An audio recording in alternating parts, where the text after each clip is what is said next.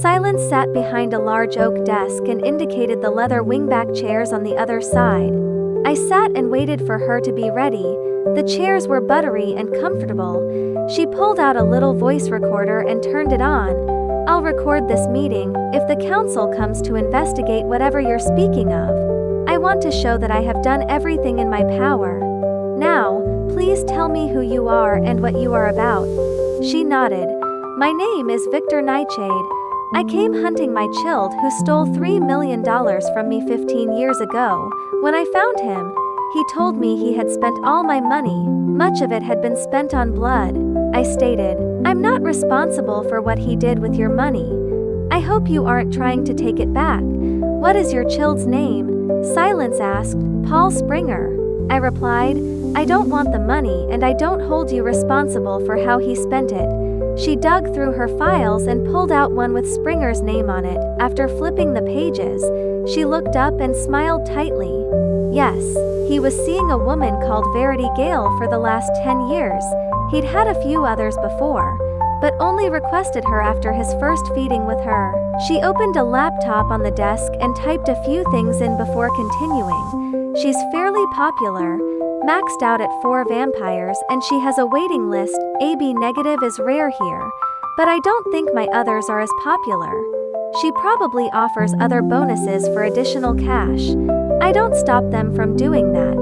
If she wants to sell herself for extra, I'm not one to tell her no. She's letting them feed on her minor daughter." I told her. Silence's mouth dropped open in shock. Rage came over her features, and she balled her fists. The elegant woman I'd met a few minutes ago was gone. Silence was seething. She wasn't mad about them feeding on a child as much as the punishment for going against the broker's guidelines. I wrote them, like in my brood.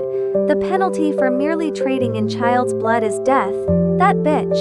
I'm removing her from my catalog. I refuse to be associated with the trade of children. I cannot believe this. The council would have my head. Blood brokers aren't allowed to sell children. How can you help me? I don't want to die for this." She pled. See, reputationless. She had no idea who I was, or she would have been much more frightened. It didn't matter. Once I resolved this issue, I could get a new place in the council and start rebuilding. I need the names of everyone on that list and everyone who has fed from her. The council will look at this as retribution. I will kill them for taking a child, as my own child was the first to feed from her. He will also die. I'll need an appointment with the woman so I can make sure this doesn't happen again. Can you make that happen? I asked. Yes. I'm printing out the client and waitlist. If they're on it, they must know. She said disdainfully. Those were my thoughts. I nodded. Silence leaned over and snatched a paper from the printer. She handed it to me. On the bottom, she wrote down an address. I looked over the list. 13 vampires would die by my hand, sentenced by me and my wayward child. Their blood was on his hands. I'm texting her that her appointment this week canceled, but I'm trying to find someone else from her waitlist. The address I wrote there is hers. She sees clients on Saturday evenings, she stated in a very professional tone. I will give you my cell phone number. Text me with the time. I should be able to make quick work of this list. Is there a servant agency here? I need someone to take care of the house my child bought. I asked. Not anymore. They started human trafficking and got shut down by the feds 2 years ago. I can try to find you one from my clients, but donors don't see themselves as servants, Silence said, offering a small smile. Could your servant assist me? There is no electricity or running water in the house. Having internet and a few new kitchen appliances would be nice as well. I would be willing to pay. I offered. Her servant seemed to be an able human. I would only need him for the basics. Setting up services, helping me take care of the girl, maybe finding a new servant of my own. We'll do this for free. You give me the address and I'll have him set it up. You've helped me far more than you know.